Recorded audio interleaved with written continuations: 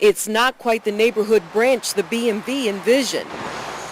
In a sheet-draped window along this busy stretch of Washington Street, bold promises for state services.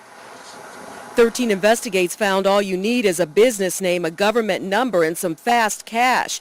We sent a staff member with a hidden camera inside to see just how it works. This backdoor dealer identifies himself as Pedro. My friend could buy plates here. Is it an Indiana plate? Yeah, Indiana plate, the plate, Tyler. Almost immediately, Pedro wants to know if the buyer has legal status with the U.S. government, specifically an FEIN, a Federal Employer Identification Number from the IRS, and a TIN, a temporary one.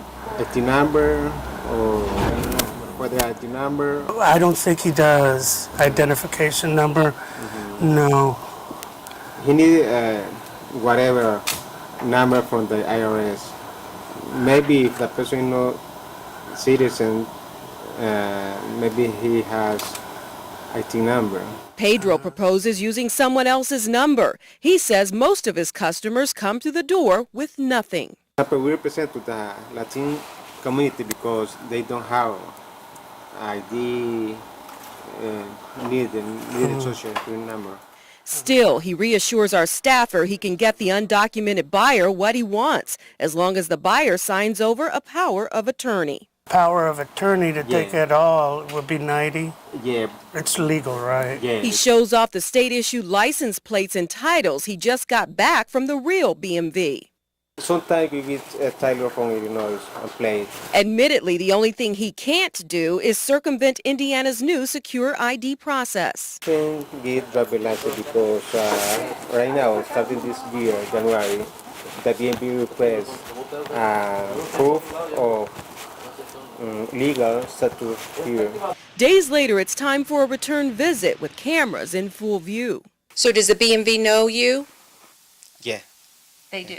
Are you a partner with the B&V? No. Pedro tells us he makes near daily visits to the B&V to get license plates, registrations, and titles for customers who can't. He says he never suggests using someone else's number. Maybe if the person is not citizen, maybe he has IT number.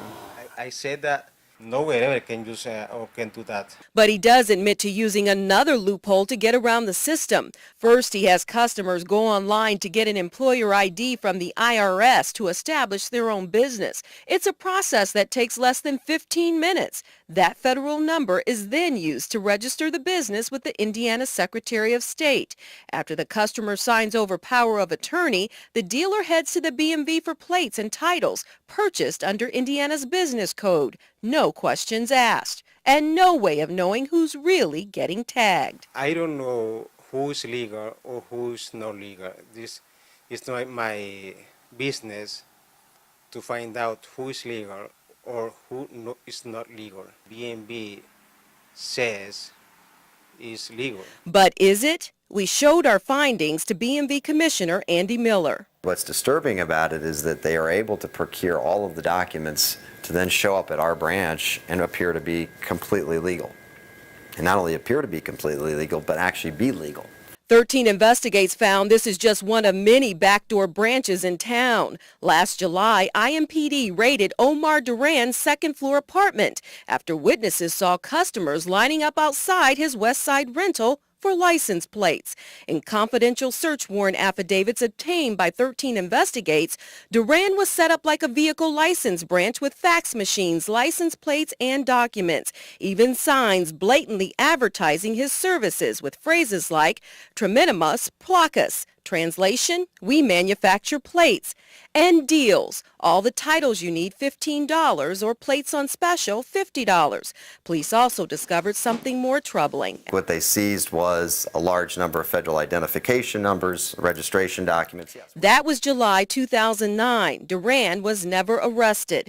According to the commissioner, Duran didn't do anything wrong either. And he presented everything legally as a sole proprietor. He presented a federal identification number and a power of attorney that gave him the authority to act. And again, it wasn't just for one company. There are hundreds and hundreds of companies that he was representing. Miller blames loopholes within the IRS and the Secretary of State's office for the alarming trend.